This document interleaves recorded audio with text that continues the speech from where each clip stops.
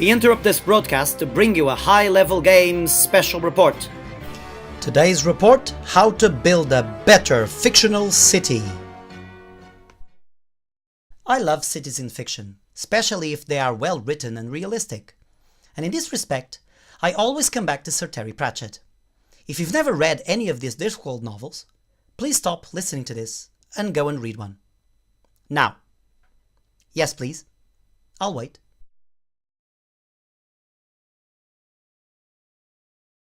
Back already?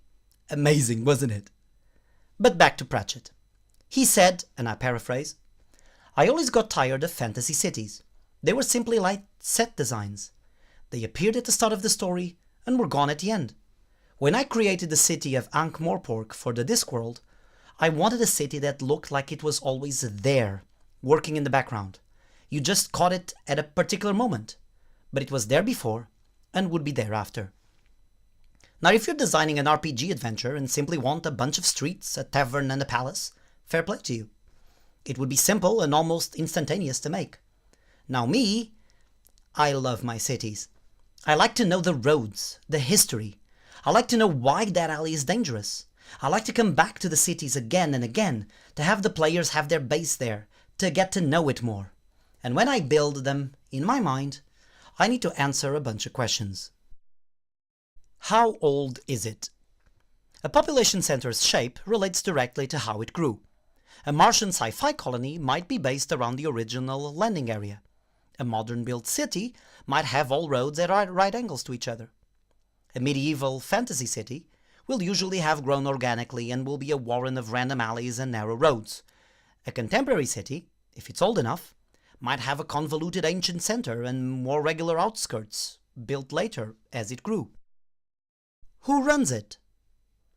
If you wanted to open a shop in your city, who do you talk to? Is there a regent? A prince? Then there might be a palace. Is there a ruling council? Then a council house. How did they get there? Are they voted in? Is it based on tradition? Money? Family? Who keeps the peace? This might seem simple, but it isn't. Before police departments, cities made do with city militias.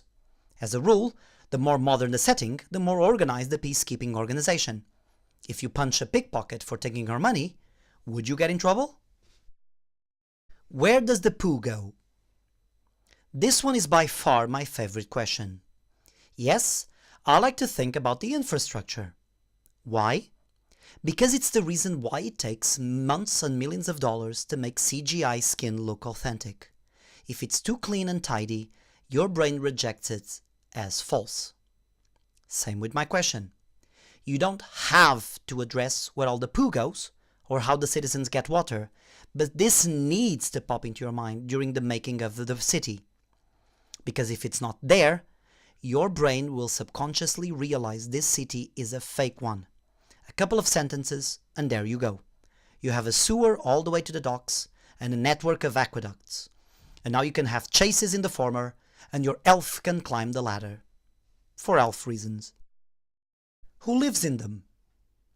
This can be a broader question as what races are accepted in your town. Trolls aren't that welcome? Fine, maybe they're banned. It's not that bad? Okay, so then they have their own neighborhood, call it Fang Square, and they keep to themselves. This might help you get the neighborhoods developed even further. How it all fits together. On the Pakistan-Indian border, in an area called the Indus Valley, there are a set of ruins of an ancient city.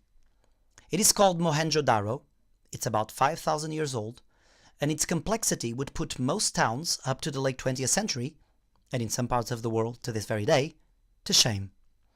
It had roads and streets, some with asphalt, boxed in between pavements. It had defined neighborhoods, broad streets, and what might have been squares or markets. My point is this. We've been building our cities in the same way for millennia. It works. We're happy with the layout. And this is what your town must be. Something you'd recognize as a town. Something that works. Something that breeds. Something that will continue to work and live long before and long after your adventurers venture into it. Now all you need is a shady trader, a tavern, and some heroes. Look, here they come now.